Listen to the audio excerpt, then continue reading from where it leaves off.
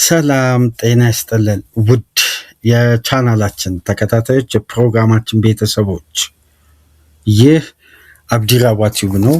ፕሮግራማችንን ላይክ በማድረግ እንዲጀምሩ። ላይክ ስታደርጉ የዚህም ፕሮግራም ተደራሽነት ተደማጭነት ከፍ ስለሚያደርግ ላይካችሁ ይጠቅመናል።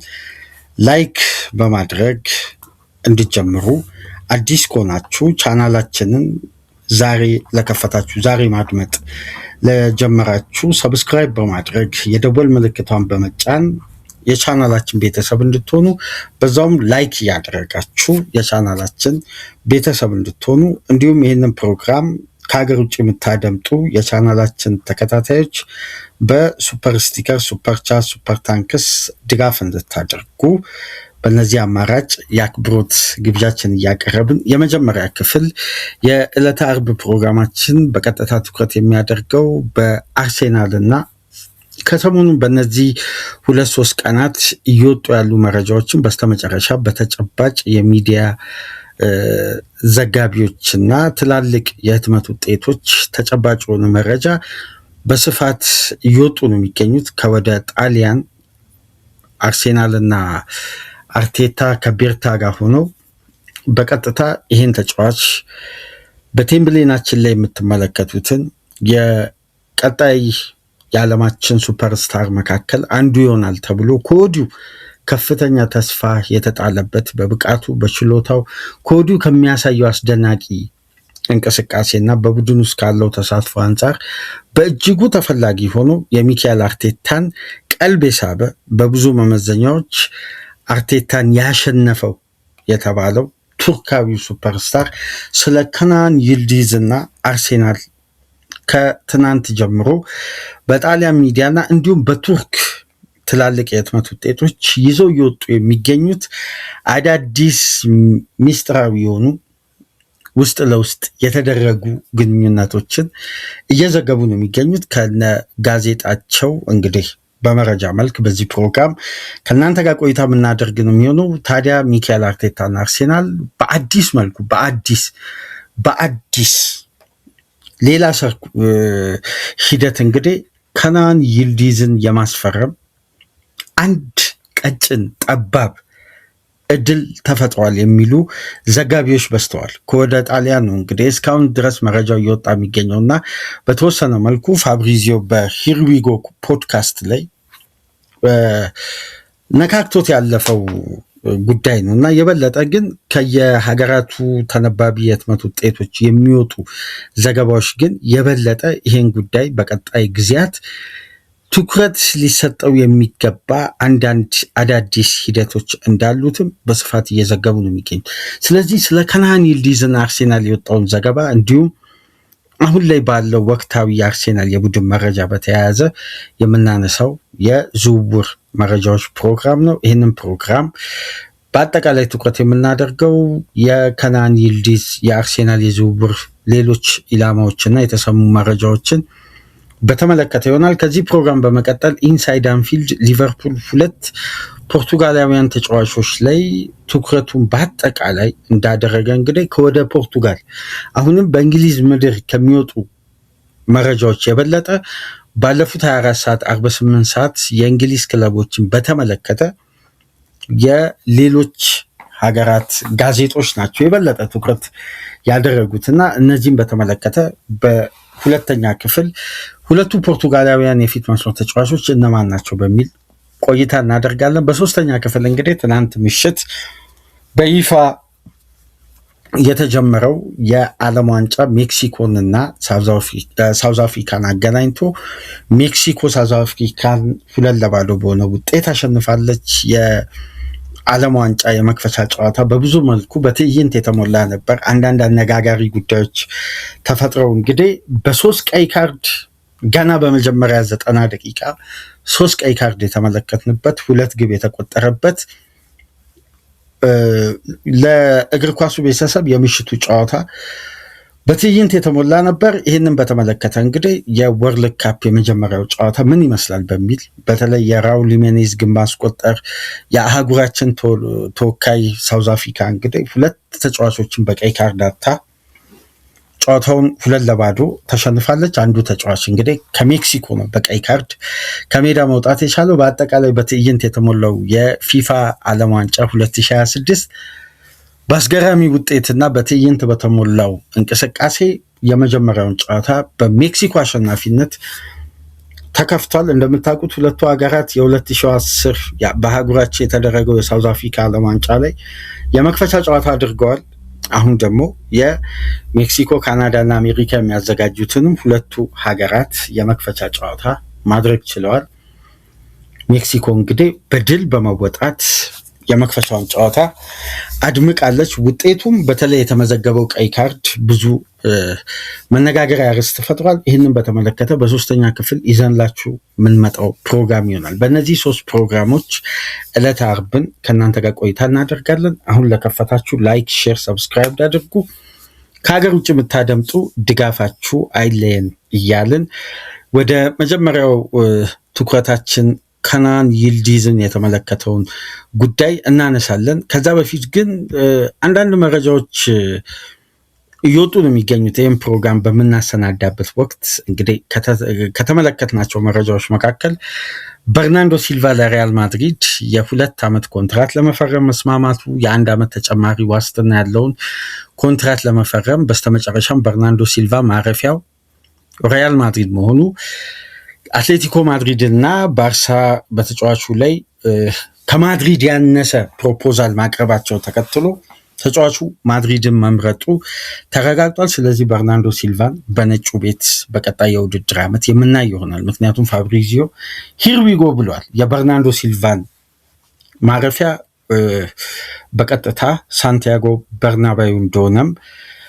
መረጃውን እያጋራ ነው የሚገኘው እና በርናንዶ ሲልቫ የነጩ ቤት 3ኛ ፈራሚ ይሆናል ከኩናቴ ዱምፍሪስ በኋላ። ትናንትናም እንደምታስታውሱት የጆዜ ሞሪኖ ይፋዊ የሪያል ማድሪድ አሰልጣኝ መሆናቸውን ማድሪድ በኦፊሻል ፔጁ ይፋ አድርጓል። ጆዜ ስራ ቅጥራቸው ተፈጽሟል።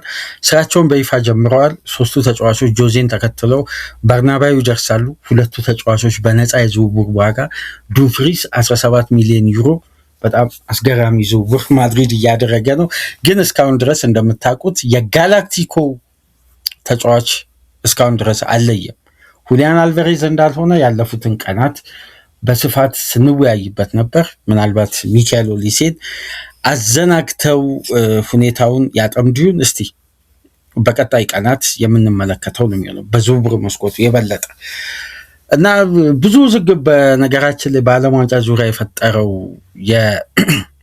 የሶማሊያዊ ዳኛ ኡመር አርታን እንግዲህ በስተመጨረሻም ከፊፋ ቢገለልም በፊፋ ቢገፋም በአሜሪካ ተጽዕኖ ፊፋ ፕሮቴክት ሳያደርገው ይሄን ዳኛ ከአህጉራችን ተመርጦ የሄደ የዓመቱ ምርጥ ዳኛ ተብሎ የተመረጠ አስደናቂ ዳኛ የነበረውን እንግዲህ ከቪዛ ጋር በተያያዘ የአሜሪካ መንግስት ወደ ሀገሩ እንዳይገባ በትራምፕ አማካኝነት ከከለከሉ በኋላ እንግዲህ ይሄ ዳኛ ወደ ሀገሩ በደማቅ ሁኔታ መመለሱን ተመልክተን ነበር። በተለያዩ በሶሻል ሚዲያ በሚዘዋወሩ ቪዲዮዎች ላይ ተመልክተን ነበር። በስተመጨረሻም ፊፋ ቢገፋውም ዩኤፋ ግን በአስደናቂ ውሳኔ በኢማኑኤል ሼፍሪን አማካኝነት የ2026 ዩኤፋ ሱፐር ካፕ የአሸናፊዎች አሸናፊን በፒኤስጂ እና አስቶን ቪላ መካከል በሳልስበርግ የሚደረገውን ጨዋታ በዋና ዳኝነት እንዲዳኝ ተመርጧል። ጥሪ ቀርቦለታል። እንግዲህ ዩኤፋ የገፋውን ዳኛ ፊፋ የገፋውን ዳኛ ዩኤፋ አንስቶታል። ይሄ አስደናቂ ውሳኔ ነው።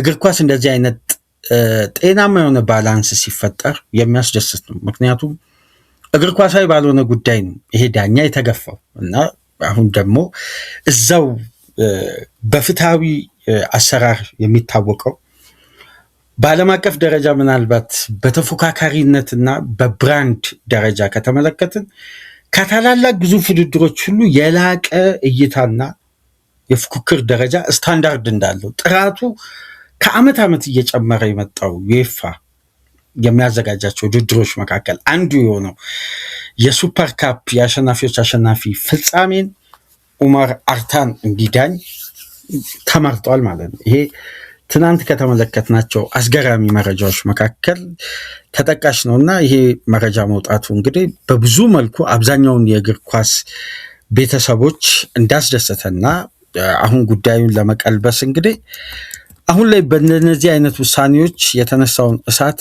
ማብረድ የተሻለ ስለሆነ ምክንያቱም የዩኤፋ ውሳኔ በዚህን ሰዓት እንደዚህ አይነት አቋም ማሳየቱ ለእግር ኳስ ያለውን ቀጥተኛ የእግር ኳስን የማትረፍ የሁሉናውን የመጠበቅ አቅሙን ነው ዩኤፋ ማሳየት የቻለው። በፊፋ የራሱን የብቃት ማረጋገጫ አልፈዋል ብሎ የመረጣቸውን ዳኞች መጠበቅ ባልቻለበት ወቅት እንግዲህ ዩኤፋ የፊፋን ስራ እየሰራ ነው የሚገኘው በአስደናቂ መልኩ። ይሄን ዳኛ እንግዲህ ወደ ግዙፉ የአሸናፊዎች አሸናፊ ውድድር ጥሪ አድርጎለት እንግዲህ የፍጻሜውን ጨዋታ የሚዳኝ ይሆናል ማለት ነው። እስቲ ወደ አርሴናል መረጃችን እንምጣ።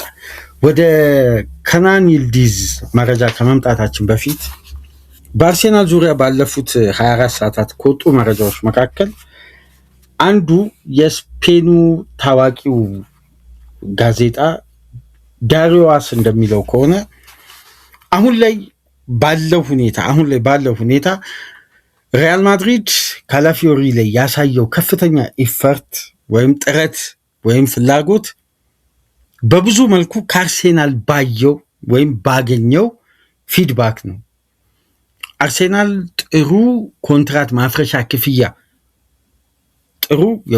ማፍረሻ ክፍያ የሚቀርብለት ከሆነ አርሴናል ሊያዳምጥ የሚችልበት እድል እንዳለ በሩን ፈቀቅ በማድረግ ለማድሪድ እንግዲህ ሁኔታዎችን በማሳየቱ ምክንያት ማድሪዶች በተጫዋቹ ተወካዮች በኩል ያለውን አንዳንድ መመዘኛ ለመደራደር ያለፉትን ጊዜያት ጥረዋል። ስለዚህ አርሴናል ጥሩ ኦፈር የሚቀርብለት ከሆነ ይሄን ጣሊያናዊ ተጫዋች ሊሸጠው የሚችልበት እድል አለ በማለት ትናንትና እንግዲህ እኔ ነው ባለው መረጃ መሰረት ዳሪዮ አስ ይህም መረጃ አጋርቷል እና ከእንግሊዝ ሚዲያም ሆነ ለአርሴናል ቅርብ ከሆኑ ዘጋቢዎች ዘንድ የወጣ ምንም አይነት ተጨባጭ መረጃ ባይኖርም ግን ከወደ ስፔን አሁንም ልክ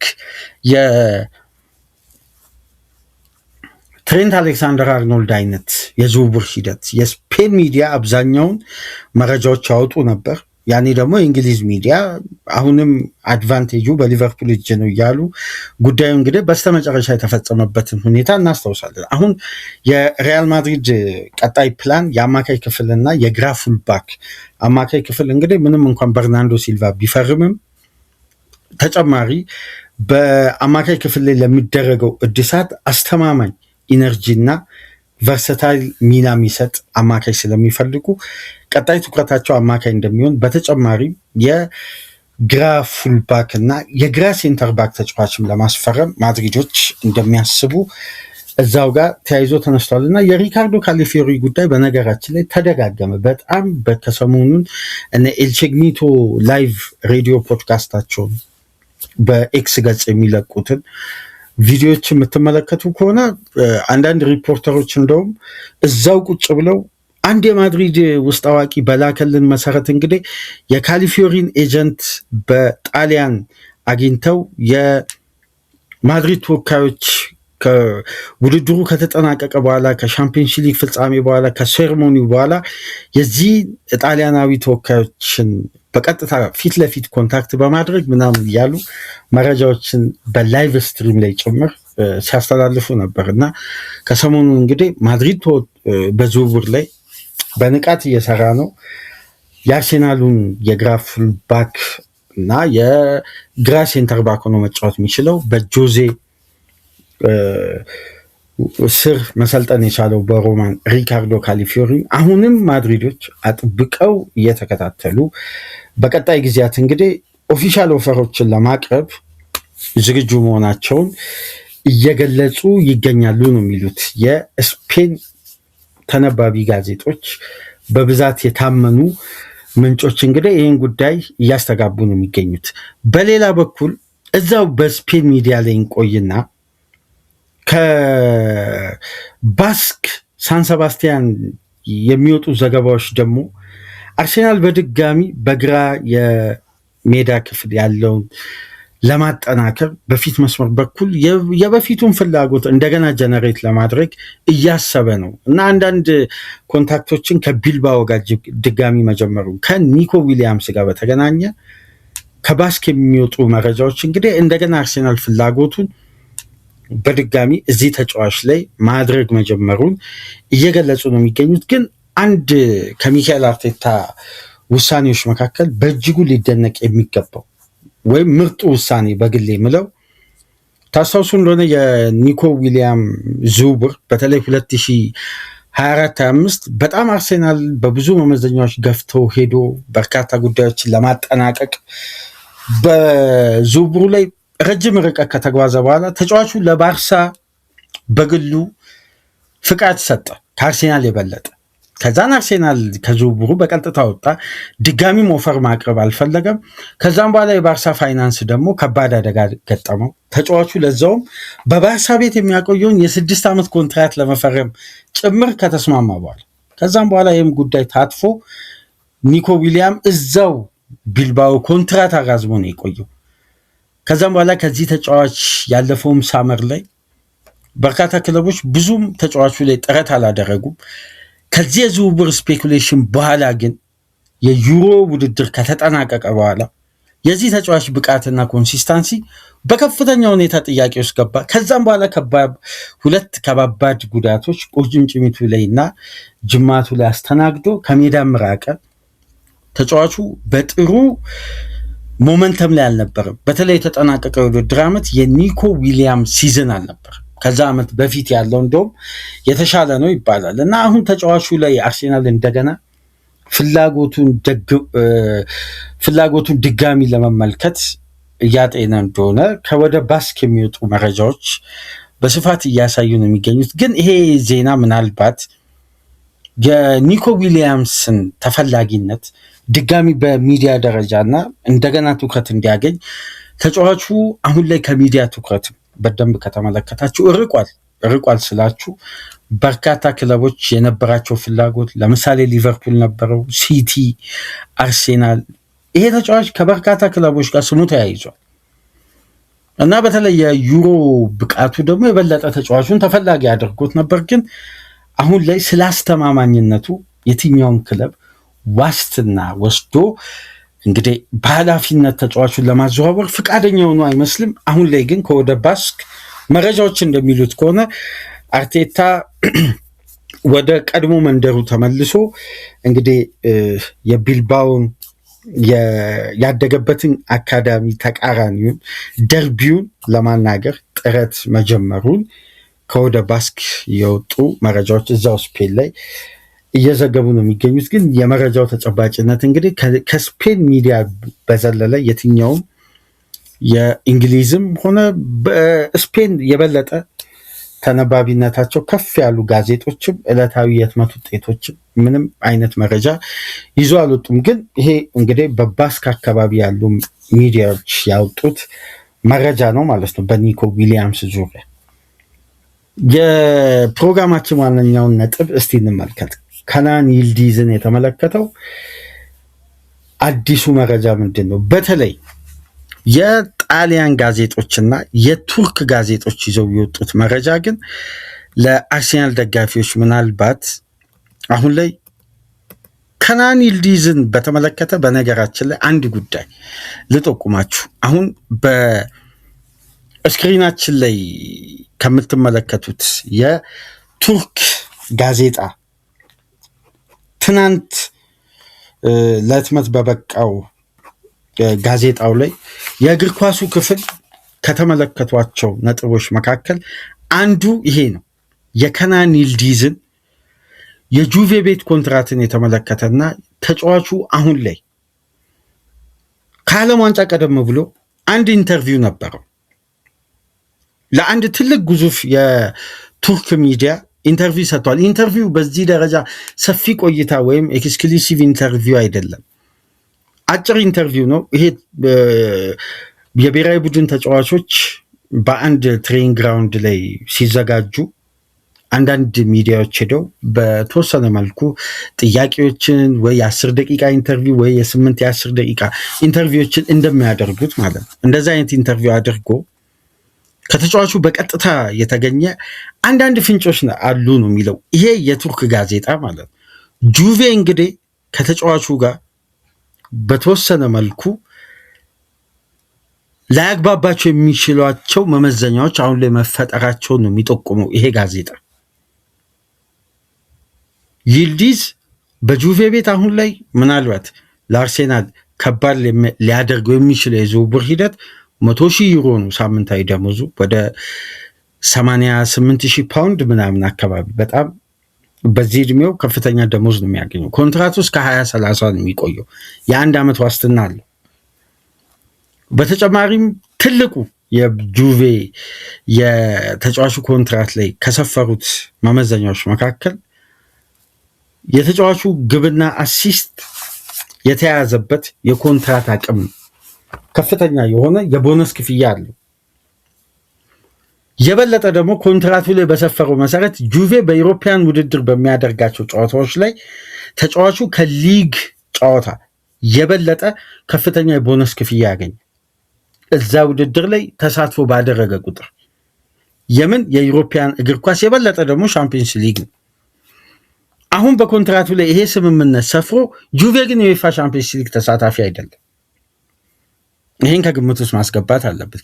በዚህ ኢንተርቪው ላይ ከተነሱ ነጥቦች መካከል አሁን ላይ ከምትጫወትበት ክለብ ወይም ከምትጫወትበት ሊግ ውጪ ባሉ ትላልቅ ሊጎች ውስጥ የበለጠ ትኩረትን የሚስብ በቀጣይ ጊዜያት መጫወት ብትፈልግ ከጁቬ ወደፊት ብትለቅ ከቱሪን ብትለቅ የት ተጉዘ ለመጫወት ወይም የወደፊት ህልም ከጁቬ ጋር አሁን ከፍተኛ ኮንትራት አለው ምናምን የሚል ኢንተርቪው ቀርቦለት ግን ከጣሊያን እግር ኳስ ውጪ የማን አዘውትረ ተመልካች ነው ብዙም እንደማይመለከት ገልጾ ማድሪድ እና አርሴናል በማለት ነው የገለጸው። ማድሪድ ማንም ተጫዋች ሊል ይችላል። አዲስ መረጃ ሊሆን አይችልም ማድሪድን ማለቱ። ግን አርሴናል ማለቱ አዲስ ተስፋ አለ ወይ የሚል ጥያቄ ዳግም እንዳስነሳ ነው። እንግዲህ እዚህ የቱርክ ጋዜጣ ላይ ይሄን መረጃ በትናንትናው ዕለት ከቱርክ ሚዲያ የተገኘ ጋዜጣ ነው። እስቲ ደግሞ ትናንት ከታተሙ የጋዜጣ ውጤቶች መካከል አንዱ ላጋዜጣ ዴሎ ስፖርት እንደገና አዲስ መረጃ ይዞቷል። ይሄን ጋዜጣ ደግሞ ተመልከቱት። የጋዜጣ ዴሎ ስፖርት የትናንትናው ህትመት ነው እና በውስጥ ገጹ ላይ ከያዛቸው ነጥቦች መካከል አንዱ ለከናን ይልዲዝ የተያዘው አዲሱ የሚካኤል አርቴታ አርሴናል ስትራቴጂ ነው። አርሴናል ለምንድን ነው በዚህ ተጫዋች ላይ በዚህ ደረጃ ግን ተስፋ አልቆርጥ ብሎ ጁቬ አልሸጥም የሚል አቋሙ ላይ ነው ያለው። ግን አርሴናል በአንዳንድ መመዘኛዎች እንግዲህ አሁን ጥያቄው ለጁቬ ለተጫዋቹ ወገን አይደለም። ከሰሞኑን በሚወጡ መረጃዎች ደግሞ የተጫዋቹን ተወካዮች የተጫዋቹን ወገን በተለይ በተጫዋቹ የዝውውር ሂደት ላይ አብዝቶ ትልቁ ፓወር ያለው የተጫዋቹ አባት እንደሆነ ከሰሞኑን ስናነሳ ነበር። የተጫዋቹ ደግሞ የበለጠ ተወካዮች ውስጥ አባትየው ትልቁ ስልጣን እንዳለው ከተነገረ ደግሞ ኢካን ካህን የሚባለው የአርሴናል የግብ ጠባቂ አሰሪ ከብሬንፎርድ የመጣው ዴቪድ ራያን ያስፈረመው ማለት ዴቪድ ራያ እንዲፈርም ለሚካኤል አርቴታ ቀጥታ ጥቆማ የሰጠው የኒኮላስ ዣቬር የሴት ፒስ አሰሪውን ከብሬንፎርድ አርሴናል እንዲያመጣ እንደገና ጥቆማ ያደረገው ከሚካኤል አርቴታ ጋር የበለጠ ከፍተኛ ቀረቤታ ያለው የመጀመሪያው ቡድን የግብ ጠባቂዎች አሰሪ ከከናን ይልዲዝ ቤተሰብ የበለጠ ደግሞ ከአባትየው ጋር ቀረቤታ እንዳለው ይሄ ቱርካዊ የአርሴናል የግብ ጠባቂዎች አሰሪ። ስለዚህ ፐርሰናል ተርሙ ላይ አርሴናል አንድ የተማመነው ጉዳይ አለ። ባይሆን ጁቬ ኮንትራቱን ለማፍረስ በሩን ይክፈት እንጂ አርሴናል በተጫዋቹ ተወካዮች በኩል ያለውን ጉዳይ አንድ አድቫንቴጅ ሳይዝ እንግዲህ በተደጋጋሚ ይሄ መረጃ መውጣት የጀመረው መች መሰላችሁ? ከሰኞ ምሽት አንስቶ ነው። አትሌቲክስ አርሴናል 100 ሚሊዮን ዩሮ ወደ ጁቬ ይዞ ሄዶ በፍጥነት ውድቅ ሆነበት አለ፣ ዘጋ። ከዛም በኋላ አትሌቲክስ ዘገባ አላወጣም። መቼ ነው ያወጣው? ሰኞ ምሽት። ማክሰኞ ጉዳዩ እንግዲህ በስፋት ሲብራራ ቆይቶ ሪሊያብል ሶርሶች መውጣት ጀመሩ። ከዛም በኋላ ቱቶ ስፖርት መረጃውን ይዞ ወጣ። ኮሪያ ደለ ስፖርት ይዞ ወጣ። ለጋዜጣ ደለ ስፖርትም ለጁቬውና ለሴሪያው ሱፐርስታር ነው የሚለው ከናን ይልዲዝ አርሴናል 100 ሚሊዮን ዩሮ አቀረበ፣ በፍጥነት ውድቅ ሆነበት። አሁን አርሴናል እንደገና ማሻሻያ ይዞ ለመቅረብ በርካታ አማራጮችን እየተጠቀመ ነው። በተለይ ደግሞ ጁቬን ኢንቫይት እያደረገ ነው በሌላ የዝውውር ሂደት። ስለዚህ ይህ ተጫዋች አሁን ላይ በምናየው አንዳንድ መመዘኛዎች ከሆነ አንድ ፍንጭ አለ ለአርሴናል። አርሴናል ይህን ተጫዋች ለማዘዋወር ፋይናንሻሊ አርሴናል 100 ሚሊዮን ዩሮ በላይ የመክፈል አቅምም አለው። ስንትም ቢባል ሚካኤል አርቴታ ይከፍላል። ይህን ተጫዋች ግን አንድ እዚህ ላጋዜጣ ዴሎ ስፖርት ላይ ከተመለከትኳቸው መረጃዎች መካከል አንዱ ያስገረመኝ መረጃ አርሴናል ይህን ተጫዋች መከታተል የጀመረው ዛሬ አይደለም፣ ወይም ጁቬ ከገባ በኋላ አይደለም። የባየር ሙኒክ አካዳሚ እያለ አርሴናል ይህን ተጫዋች በጥብቅ ሲከታተሉ የነበረው። ይህ ተጫዋች ከሙኒክ አካዳሚ ወደ ጁቬ አካዳሚ ከተዘዋወረ በኋላ 4.5 ሚሊዮን ዩሮ ተከፍሎበታል። በነገራችን ላይ ግን ወደ አካዳሚ ነው፣ በቀጥታ ወደ ጁቬ አካዳሚ ነው የገባው።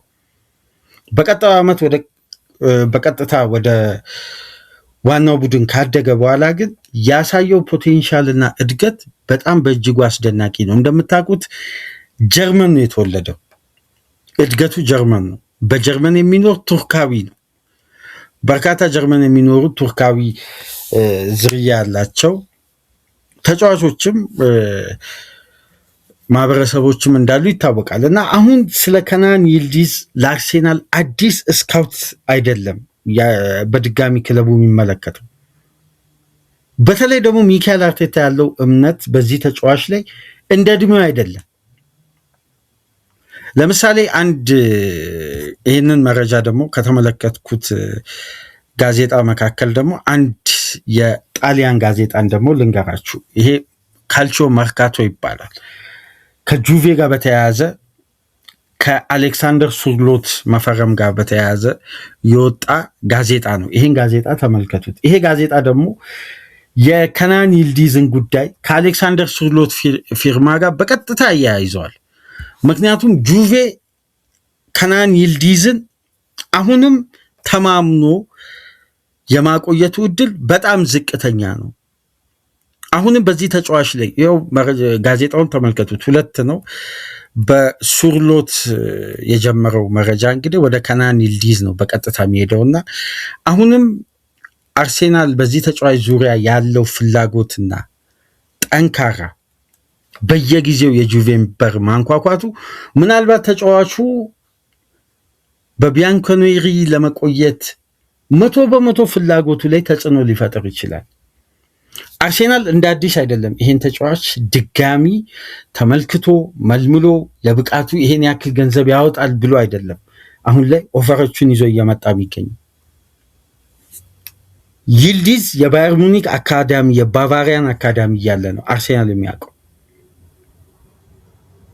በጁቬ ቤት ጎልብቶ አሁን ለወደፊት ትልቅ ተስፋ በሚሰጥ በአስደናቂ ብቃትና የበለጠ አርቴታ በኔ ውስጥ ደግሞ ቢያዝ 21 ዓመቱ ላይ ነው የሚገኘው። ከዚህ በላይ ይጎለብታል። የግራውን የሜዳ ክፍል 100% የተሟላ ያደርግልኛል አታኪንግ ሰርዱን ብሎ በጣም የሚያምንበት ተጫዋች ነው። ከዚህ በፊት ከክቫራትስኬሊያ ጋር የአርሴናል ስም በስፋት ሲያያዝ የተጫዋቹም አስተያየትም ተያይዞ ወጥቶ ነው። ነገር ግን አሁን የከናን ይልዲዝን ጉዳይ አርሴናሎች ከወደ ቱርክ ያሉትንም ቤተሰቡም ጀርመን የሚገኙትንም አናግረው ለተጫዋቹ አሁን ላይ ያወጣል በሚል 100 ሚሊዮን ዩሮ አቀረቡ። በፍጥነት ነው ጁቬ አይሸጥም፣ በዚህም ክፍያ አንደራደርም ብለው የአርሴናልን ጥያቄ ውድቅ ያደረጉት። አሁን ካልቾ መርካቶ ላይ ይሄ ጋዜጣ ዕለታዊ የጣሊያን ጋዜጣ እንደሚለው ከሆነ ጁቬ ከወዲሁ የአታኪንግ ሰርዱን ለማጠናከር አሌክሳንደር ሶርሎትን ከአትሌቲኮ ማድሪድ አስፈርሟል። የሶርሎት መምጣት ግን በቀጥታ አውት ኤንድ አውት ነምበር 9 ነው ይታወቃል። ይሄ ተጫዋች በአትሌቲኮ ማድሪድ በቪላሪያልም እያለ የምናውቀው ነው። ግን አሁን ሶስተኛ የሜዳ ክፍል የበለጠ ጁቬዎች ያተኮሩት ሱፐርስታራቸውን እንዳያጡ በመስጋትም ነው ይላል። ስለዚህ አርሴናል ይልዲዝ ላይ ያለውን ጉዳይ ከጊዜ ወደ ጊዜ እያጠነከረ መምጣቱን የበለጠ ጁቬን ስጋት ውስጥ ከቶ አሁን ላይ ተጫዋቾችን እየቃኘ መሆኑን በስፋት እየተነገረ ነው የሚገኘው። ከዚህ መካከል እንግዲህ አንዱ ደግሞ እዚህ ካልቾ መርካቶ ደግሞ ሌላ መረጃ ይዞታል ከአርሴናል ጋር በተያያዘ። አርሴናል ጁቬን ኢንቫይትም እያደረገ ነው፣ ለጁቬ መደላድልን እየፈጠረ ነው። ቅድም ስላቸው የነበረው ጁቬ አሁን ላይ ሱርሎትን ብቻ አይደለም ጋብሪኤል ጄሱስንም አጥብቆ ይፈልጋል፣ ሚላንም ይፈልጋል። ግን ጁቬ መክፈል የሚፈልገው ክፍያ አርሴናል ከሚፈልገው ክፍያ ጋር ከሚላን በተሻለ ሁኔታ ተቀራራቢ ስለሆነ አርሴናል ኦፈሩን ለመቀበል በሩን ከፍቷል ጋብሪኤል ጄሱስ ላይ። አሁን ለአርሴናል ትልቁ ጉዳይ የጂሰስ መልቀቅ ከአርሴናል ዌጅ ቢል ላይ የሚቀንሰው የደሞዝ ክፍያ አይነት አለ። ካልተሳሳትኩ እስከ 180,000 ፓውንድ ነው የሚያገኘው በአርሴናል ቤት ጋብሪኤል ጂሰስ። ይሄ ክፍያ ደግሞ ከደሞዙ ከአርሴናል ዌጅ ቢል ላይ ተነስቶ አርሴናል ከዚህ ተጫዋች ተጨማሪ ገንዘብ አግኝቶ እንደገና ከገዛው ክለብ ጋር ልደራደር ቢል ሁኔታዎች አመቺ ነው የሚሆኑት ለአርሴናል የበለጠ ማለት ነው። ስለዚህ አርሴናል ለዚህ ተጫዋች የለጠፈውን 25 ሚሊዮን ዩሮ ወይም 20 ሚሊዮን ፓውንድን ጁቬ ትሪግ ለማድረግ ፍቃደኛ ከሆነ አርሴናል ጋብሪኤል ጄሱስን የከናን ይልዲዝ የዝውውር አካል ሊያደርግ ይችላል ነው የሚለው ይሄ የካልቾ መርካቶ ጋዜጣ ማለት ነው። ይህን ጉዳይ ደግሞ ስንመለከት ለአርቴታ አርሴናል አዲስ ተስፋ የሚጭር ነው በደንብ። የከናን ይልዲዝን ጉዳይ ግን በጣም አሁን ላይ በጣም ሰፋ ያለ ትኩረት እያገኘ ነው የሚገኘው እና ፕሪሞ ፕላኔ የሚባል አንድ ደግሞ ጋዜጣ እዛው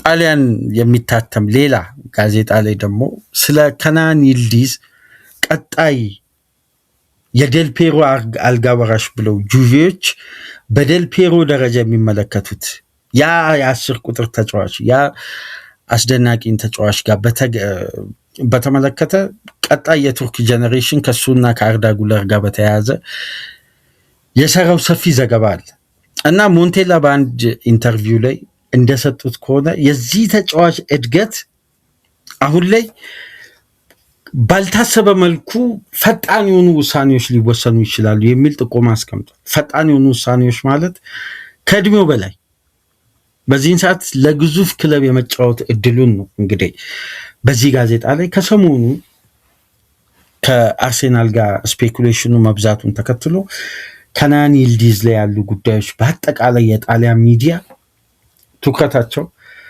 ይልዲዝ እና ይልዲዝ ሆኗል። የበለጠ ደግሞ የአርሴናል ጥያቄ እየጠነከረ መምጣቱን ተከትሎ ከጊዜ ወደ ጊዜ እንግዲህ አሁን በተጫዋቹ ላይ ያላቸውን ፍላጎት የተረጋገጠ ሆኗል። ፍላጎቱም ደግሞ በማስፈረም ለማብቃት አርቴታና ቤርታ ይልዲዝ ተቀዳሚ ኢላማቸው ሆኗል። እንግዲህ እንደምትመለከቱት የእንግሊዝ ሚድል ክላስ ክለቦች፣ ሻጭ ክለቦች በጣም የተጫዋቾችን የኮንትራት ማፍረሻ አሁን ላይ በጣም ከሚታሰበው በላይ ኤክስፔንሲቭ እያደረጉት ነው በጣም እና የገበያ ዋጋ አሁን ላይ ለተጫዋቾች እየተጠየቀ የሚገኝበት የዋጋ ተመን ምናልባት ተገቢ ነው ብሎ ለማሰብ ይቸግራል። እውነትም በግልጽ እዚህ ጋር አስቀምጦ ለማለፍ በጣም የተጫዋቾች የኮንትራት ማፍረሻ አሁን ለምሳሌ ማቲያስ ፈርናንዴዝ ዌስትሃም 80 ሚሊዮን 85 ሚሊዮን ዩሮ ገደማ ያውም በቻምፒየንሺፕ ቀጣይ ዓመት ለሚወዳደር ክለብ ይሄን ያክል ክፍያ ሲጠይቅ ለምሳሌ እዚህ ተጫዋች አጥብቆ ፈላጊዎች መካከል አንዱ አርሴናል ነው። ግን አርሴናል በቻምፒየንሺፕ ደረጃ ቀጣይ ዓመት የሚጫወት ላለመውረድ ከሁለት የተለያዩ ክለቦች ጋር ቆይታ ያደረገን ተጫዋች ሄዶ ወደ 74-75 ሚሊዮን ፓውንድ ከፍሎ አያስፈርም። ያውም ተፎካካሪ ገና በቋሚነት ለመፎካከር የሚመጣ ቦታው ላይ የበለጠ አርቴታ በሁለቱ ተጫዋቾች ላይ እምነት አለ፣ በአገሩ ልጅ ዙቢሜንዲና በራይስ። ግን ሁለቱንም በአማራጭነት አፈራርቆ መጫወት የሚችል ተጫዋች ስለሆነ ቦታቸውን ተክቶ መጫወት ስለሚችል ይህን ቨርሲታሊቲን ፈልጎ ተጫዋቹ የአማካይ ክፍሉ መጠናከር ስላለበት በጉዳትም በብቃትም ምክንያት ዴብዙን ማሳደግ ስላለበት እንደነዚህ አይነት ዝውውሮች ላይ መግባት ይፈልጋል። ግን በጣም የተጫዋቾች ክፍያ ከአቅም በላይ ኤክስፔንሲቭ የሆኑ ናቸው ለአንድ ተጫዋች። አሁን እኮ የቀድሞ አይነት ያከፋፈል 60 ሚሊዮን ፓውንድ 70 ሚሊዮን ፓውንድ አንድ ምርጥ አማካይ አምጥተው ወደ ክላስ መቀየር ክለቦች በሚችሉት ደረጃ ላይ አሁን ላይ ለማብቃት ይቸገራሉ ማለት ነው በዚህ አይነት። ምክንያቱም ማንቸስተር ሲቲ ለኤሌት አንደርሰን 106 ሚሊዮን ፓውንድ ከ15 አዶንስ ጋር ይዞ ሲቀርብ ሌላ ሻሽ ክለብ ከኤሌት አንደርሰን በተሻለ ኮንትራት ያለውን አማካይ በምን አይነት ዋጋ ለመሸጥ ነው የዋጋ ተመን የሚያወጣው? አሁን እኮ በርንማውዝ ለአሌክስ ስኮት 80 ሚሊዮን ፓውንድ እየጠየቀ ነው። ተመልከቱ፣ የአንድ የ2 ዓመት ከፍታ ያሳዩ ስለ ኮንሲስታንሲያቸው ገና ክለቦች አምጥተው ለመሞከር ያሰቧቸው ተጫዋቾች ላይ የሚጠየቀው ክፍያ ግን በጣም ኤክስፔንሲቭ ነው እና አርሴናል ምናልባት ጋብሪኤል ጄሱስ ሲደመር 100 ሚሊዮን ዩሮውን ድጋሚ ይዞ ሊቀርብ ይችላል ከተጫዋቹ አስፈላጊነትና አንገብጋቢነት። ምክንያቱም ይህን ተጫዋች አርሴናል የሚያስፈርም ከሆነ 100,000 ፓውንድ ሳምንታዊ ደሞዝ ቢከፍል 80,000 ፓውንድ ነው የሚያተርፈው። የአሞርታይዜሽን ሲስተም ደግሞ ከዌጅ ቢል ጋር በተያያዘ አርሴናል ጥሩ የፋይናንስ ስርዓት ላይ የደሞዝ ክፍያ ጫናን ይቀንሳል ማለት ነው። የስኳድ ተጫዋች ተክቷል። ገቢው ጀነሬት ያደረገው ገንዘብ እስከ ፋይናል የሚሄዱ የፕሪሚየር ሊግ ሻምፒዮን በመሆኑ ምክንያት ሪከርድ ክፍያ ነው ወደ 198 ሚሊዮን ፓውንድ ገደማ አርሴናል ያገኙ። ፕራይዙ ቀላል አይደለም። ከቴሌቪዥን ሽያጭ ያገኘዋል። እነዚህ ጉዳዮችን ስንመለከት አርሴናል ፋይናንሻሊ አሁን ለመክፈል በየትኛውም ተጫዋች ላይ ቢሆን ሲሪየስ ነው። በደንብ መክፈል ይችላል። በደንብ ሚሊዮን ፓውንዶች ማውጣት ይችላል። የከናን የልዲዝ አይነት ተጫዋች ላይ ደግሞ ኢንቨስት ቢያደርግ አሁን ላይ ካለው የተጫዋቹ አስተማማኝ ብቃት፣ በነገራችን ላይ ስለ ኮንሲስታንሲው ምንም ጥያቄ የለውም። ባለፉት 2-3 ዓመት ውስጥ በጁቬ ቤት አስደናቂ ብቃት አሳይቷል። ፍጹም አስደናቂ ብቃት። አምና እንኳን በ47 ጨዋታ 21 የግብ ተሳትፎ ነው ያደረገው። ተጫዋቹ ከአርሴናል የፋይናል ሰርድ ተጫዋቾች እኮ በጨዋታ ቁጥር አንሶ ግን በግብ ተሳትፎ ከፍ ብሎ ነው ያጠናቀቀው። እንደዛ ብለን ካሰብን ደግሞ የበለጠ ለአርሴናል ፋይናል ሰርድ ትክክለኛው ተጫዋች ሊሆን ነው። ስለዚህ ይሄ እንግዲህ ከወደ ጣሊያንና ቱርክ የወጡ በ24 ሰዓታት መረጃዎች ናቸው። ከተመቻችሁ ላይክ አድርጉ። አዲስ ከሆናችሁ ሰብስክራይብድ፣ ከሀገር ውጭ የምታደምጡ በሱፐር ስቲከር፣ ሱፐር ቻት፣ ሱፐር ታንክስ ድጋፍ አድርጉ። ኢንሳይድ ሊቨርፑል ይዘን እንመጣለን። ሰላም ቆዩ።